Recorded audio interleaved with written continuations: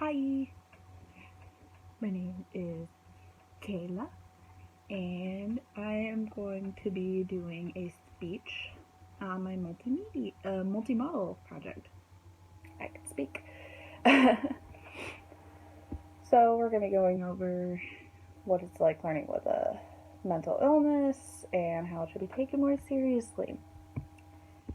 So many people, especially in high school, that's when they start to really truly realize that they have mental health issues or a mental illness and that sort of thing. Most people struggle with mental health. Um, I myself have depression and anxiety disorders. Um, and learning that could be really difficult. Throughout high school, it was really rough. And I thought of those 4 years as complete torture. Was dealing with some stuff at home. I got none of my work done. I only did my really, really big projects, did no homework. Teachers never asked if I was doing okay, if something was going on. One of my teachers thought I was actually being rude for not talking in class, but that was just because of my social anxiety.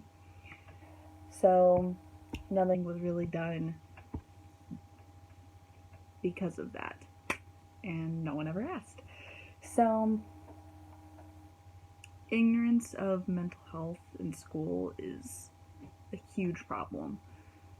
Um, you know, if we're not, because a lot of times it's not taken seriously. It's taken as like, oh, that's just an excuse. You're just not doing your work. You're being lazy and that sort of thing. That's what I was told throughout mostly my senior year of high school, because that was the year if I didn't pass, then I wasn't going to graduate. And my family was very ignorant in my mental issues. And even though they did try to put into the fact that, my life wasn't all that great, it was rough, and that sort of thing, they didn't really care. They just thought I was being lazy and making excuses for the things I wasn't doing. So, and that didn't help with school because school didn't really do much either. According to the National Alliance of Mental Illness, they believe that we should provide and facilitate the provision of appropriate mental health services for our nation's children. My school sort of did that, but it didn't. There wasn't really much to it. It's kind of just like all schools. You can see the counselor, but that's about it. They're not really asking you if. They're not really asking the questions they should be asking. Like, they weren't really asking about home life and that sort of thing, and they weren't really asking the right questions. They're just like, are you sure, isn't it just you, and that sort of thing.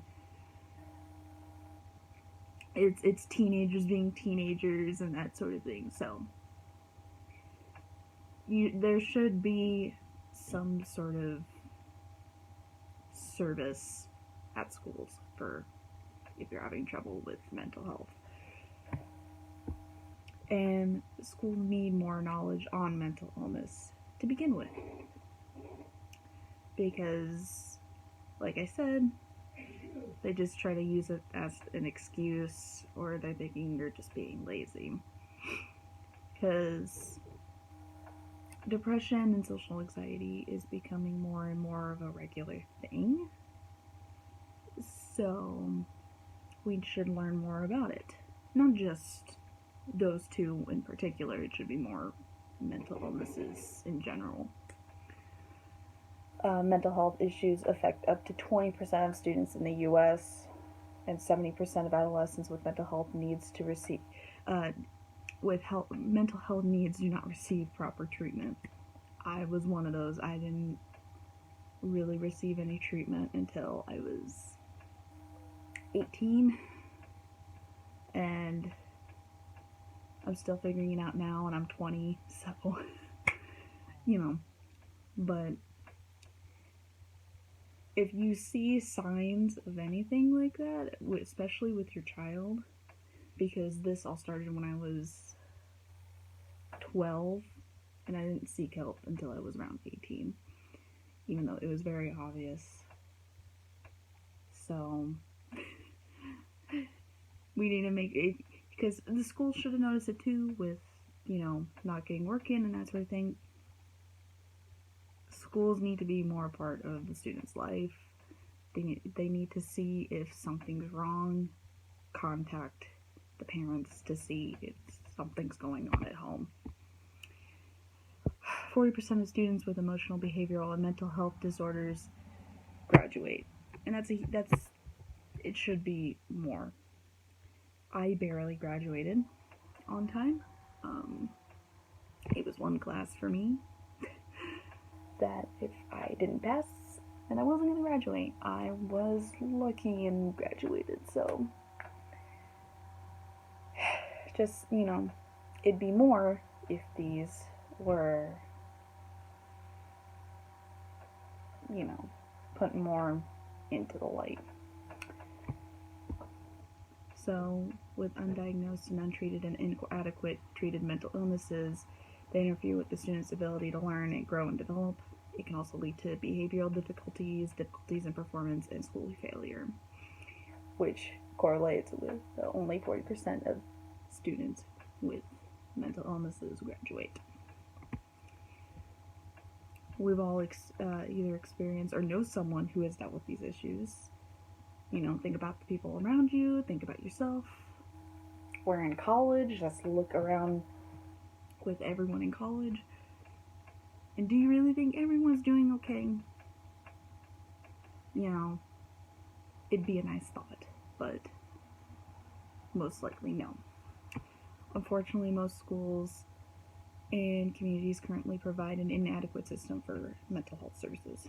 70% of adolescents with mental health needs do not receive the care they need. Mental health in schools is widely discussed.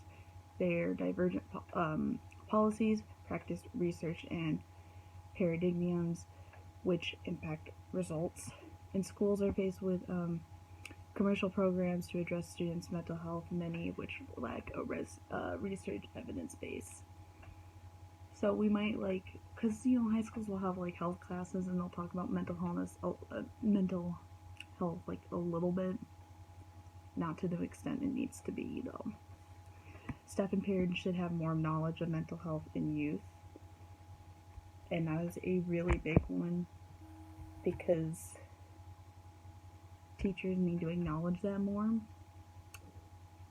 because if you acknowledge it more, I guarantee the student will do better in school.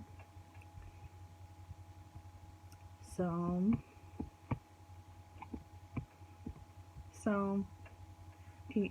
but objections to this would just be people thinking oh, it's just a phase, it's just an act, they're just seeking attention, they're just using it as excuses, when it's not. It's so much more than that. It's crazy that people still think that way. Because my mom never really acknowledged that, and she thought I wasn't going to be good enough for college. Look at where I am now. Now that I've actually gotten help, people are more aware, the people around me are more aware, they understand,